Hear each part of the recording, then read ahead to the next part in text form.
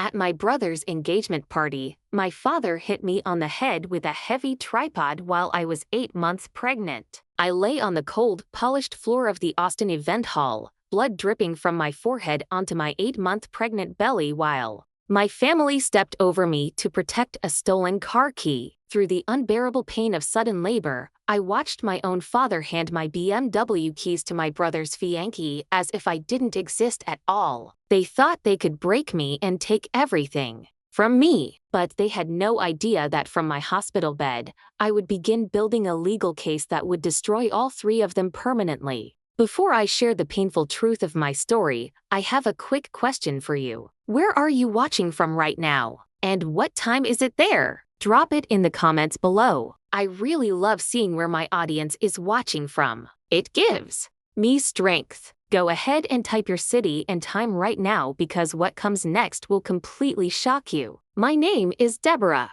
I am 28 years old, and for as long as I can remember, I was treated like I didn't exist in my own family unless they needed something from me. I used to believe that if I worked harder, became smarter, and sacrificed more, they would finally see me the way they saw my older brother Preston. But in Austin, Texas, where ambition and greed run deep, I learned a harsh truth. Some people don't want your love, they just want to drain you until there is nothing left. Growing up in our small suburban home, I was the quiet daughter who kept her head down. I was the one who cleaned the house while my mother, Meredith, praised Preston, even for failing a basic test. My father, Pierce, a man whose anger always simmered just beneath the surface, made it clear that Preston was the future of the family. He was the golden child, and I was just the extra burden expected to marry, disappear, and take up no space. But I didn't disappear.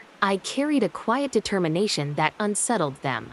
While Preston spent his 20s wrecking cheap cars my parents financed through debt, I was studying late into the night under a single dim lamp. I had no safety net, no trust fund. I had only my mind, my survival instinct, and a refusal to let my family's mediocrity define me. For years, I played my role perfectly. I was the obedient, quiet daughter who tolerated emotional manipulation. I listened as my mother told me my achievements didn't matter because a woman's place was serving her family. I watched my father roll his eyes whenever I brought home perfect grades, while he celebrated Preston for holding a part-time job for a few weeks. I accepted it, believing that one day they would finally see how much I loved them. I thought my success would earn their love. I had no idea that my success would make me their target. To understand what they did to me, you have to understand what it took for me to build the life they tried to take. When I turned 18, Pierce and Meredith made it clear they would not pay for my education. They said college was a waste for girls, and that every spare cent would go toward Preston's future. So I took control of my own life. I worked night shifts at a tech support company in Austin, answering angry customer calls until early morning, then dragged myself to university classes. I barely slept for years. I survived on cheap coffee, instant noodles, and pure willpower. I maintained a perfect GPA, which earned me a full scholarship for tuition. But everything else, books, rent, food, I paid for myself. But my independence didn't sit well with them. The moment they realized I was earning money, the pressure began. My mother would call crying, saying bills were overdue or my father's truck needed repairs. Every month they demanded money from me. If I hesitated, my father would scream at me over the phone, calling me ungrateful and selfish. I paid anyway. I handed over thousands while Preston sat at home playing video games, smoking, and driving a car bought with their credit cards. I was funding his entire lifestyle while walking to campus in the freezing rain because I couldn't afford transport. My breaking point should have come years earlier, but I kept going.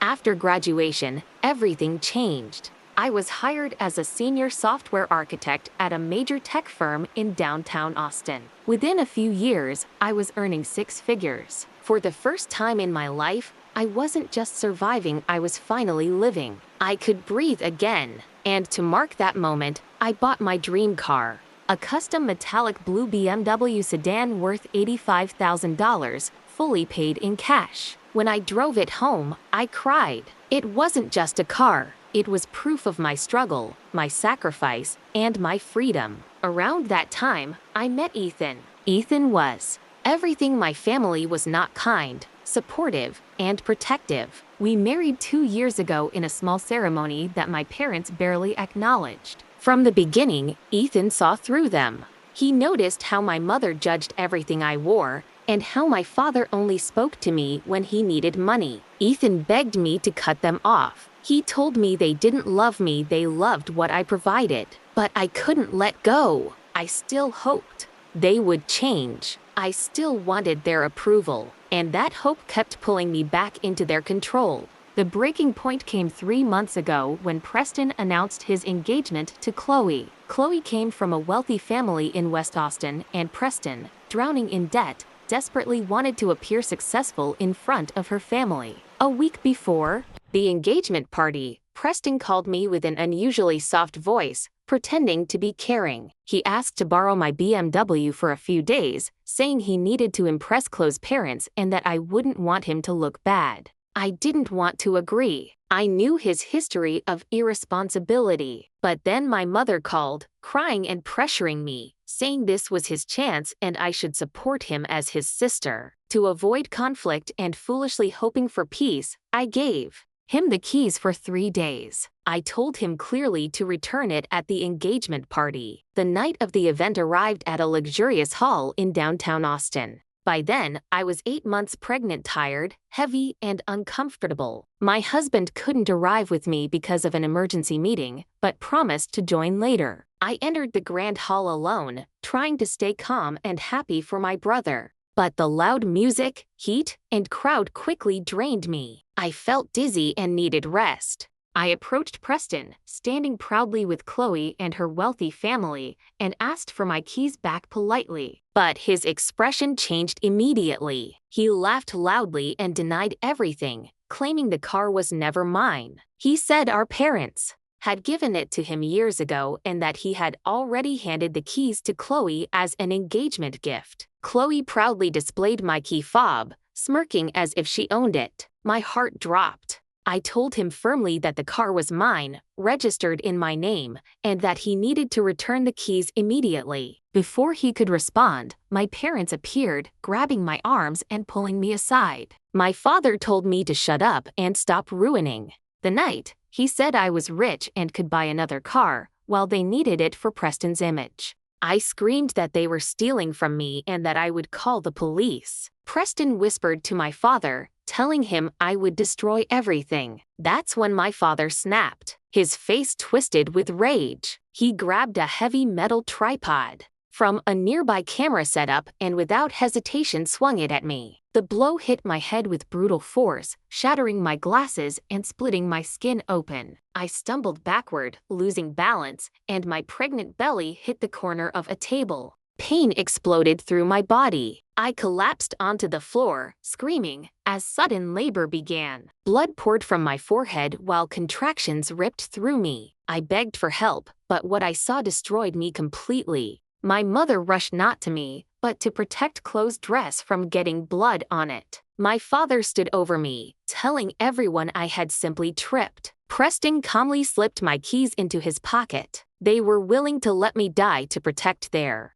lie. The pain was unbearable, but the betrayal was worse. I realized I was completely alone in a room full of my own family. The illusion of love shattered completely. My tears stopped, replaced by a cold rage. Through the agony, I looked at Preston holding my keys and silently promised my unborn child that we would survive and that they would never escape the consequences of what they had done. In that moment, my cousin Rachel ran toward me, panic in her eyes. She ignored my parents completely, pulled out her phone, and called my husband. "Ethan, come here immediately. They are killing her." The next minutes felt like chaos, screaming voices, and flashing lights everywhere. Then suddenly, the heavy glass doors of the Austin event hall burst open inward. Ethan didn't just enter the room, he stormed in like a raging force of nature. Rachel's urgent call had reached him just minutes away, and he broke every traffic rule in downtown Austin to get here. He wasn't alone. 4 uniformed police officers rushed in behind him, along with paramedics pushing a stretcher. The moment Ethan saw me on the floor, covered in blood and trapped in painful labor, a sound escaped him that I had never heard before, a raw, broken roar of pure devastation. He pushed through everyone and dropped to his knees beside me, pulling off his jacket and pressing it against my bleeding forehead. He kept repeating my name, his voice shaking, begging me to stay with him as he kissed my tear-soaked face. The paramedics quickly surrounded us, cutting through my clothes and attaching monitors to check our baby's heartbeat. At that moment, my father stepped forward, trying to regain control of the situation with a fake calm voice. He told the police it was just an accident, claiming I had tripped because of my condition. He insisted they were about to call an ambulance anyway. Ethan slowly stood up. At 6'2", he towered over my father. His expression was no longer just anger, it was something far darker, controlled, and lethal. He looked at my father, then my mother hiding behind the crowd, and finally at Preston trying to slip away. Then Ethan spoke in a low, dangerous voice, telling him to shut his mouth. He pointed directly at the security camera above us and reminded everyone that the entire venue was under surveillance. He revealed that he owned the company managing the hotel's security system and that the footage was already being retrieved. My father's face lost all color as he realized his lie was collapsing. Preston froze near the exit as police moved into position. Ethan then came to my side as I was loaded into the ambulance. Before leaving, he turned to my family and delivered a chilling promise. He said they didn't just break the law, they had tried to kill his wife and unborn child over material possessions. He vowed to use every resource he had, hire the best prosecutors in Texas, and make sure they never saw freedom again. As the ambulance doors closed and sirens filled the night, I saw police officers reviewing the footage. One by one, my father, mother, and brother were arrested. Handcuffs snapped onto their wrists as they were dragged out of the venue in front of shocked guests. Chloe's father immediately called off the engagement, leaving Preston completely exposed and ruined. In the hospital, I was rushed into emergency treatment. My condition was critical, and my baby's heart rate was unstable due to the trauma. Doctors moved fast and prepared me for an emergency C-section under general anesthesia. When I woke up later in recovery, Ethan was sitting beside me with exhausted eyes but tears of relief. He told me our daughter had survived. She was tiny, barely over 5 pounds and in the NICU, but breathing on her own.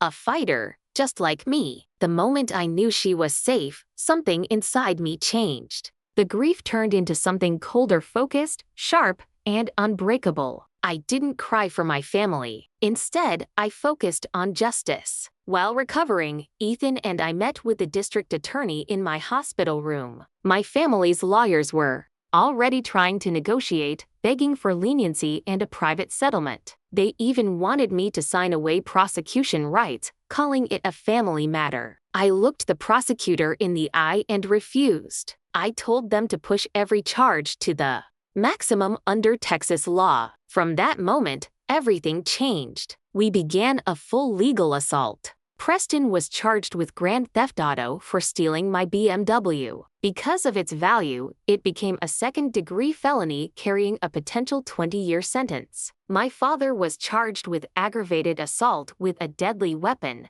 made worse by the fact that he attacked a pregnant woman. My mother was charged with reckless endangerment and aiding after the fact for covering it up. But I didn't stop at criminal charges. I wanted full destruction of everything they built using my money. I contacted the landlord of their house in Austin. The lease had been under my name, and I had been paying it for years without them knowing. I immediately canceled it and pulled all financial support. Within days, they were sitting in jail, unable to pay bail while eviction notices were posted at their home. Their belongings were thrown onto the street. I shut down their phone plans, froze their credit cards, and cut every financial connection I had ever maintained. For the first time, they experienced what it meant to have nothing. 6 months later, the final hearing arrived. I refused to be physically present, so I joined the court through a secure video link from my home. I sat in my living room holding my healthy baby girl while Ethan held my hand. On the screen, I saw my family in court.